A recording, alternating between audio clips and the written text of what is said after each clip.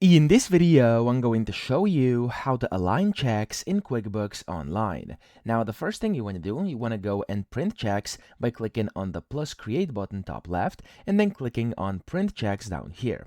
Now, of course, you must have marked checks to be printed, of course, before you do this, so you're able to basically see checks in here.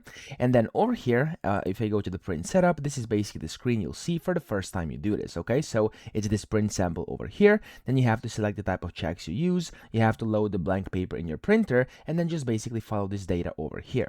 However, if things are not aligned properly, so as you can see here, it says they aren't aligned, you can go and click on no continue setup. And then over here, you can click on no continue setup yet again. And then in here, as you can see, you'll be able to adjust alignment and thus basically align checks. So down here, you can basically go ahead and drag the grid inside the large square. So you can go ahead and do it like that. And that's going to basically align it for you. So if I do it like this, as you can see, it's going to basically align it. So of course, you can align them that way, or you could just go ahead and basically press these pluses and minuses over here, which are going to do the exact same thing. They're going to help you align things for you just like this, okay?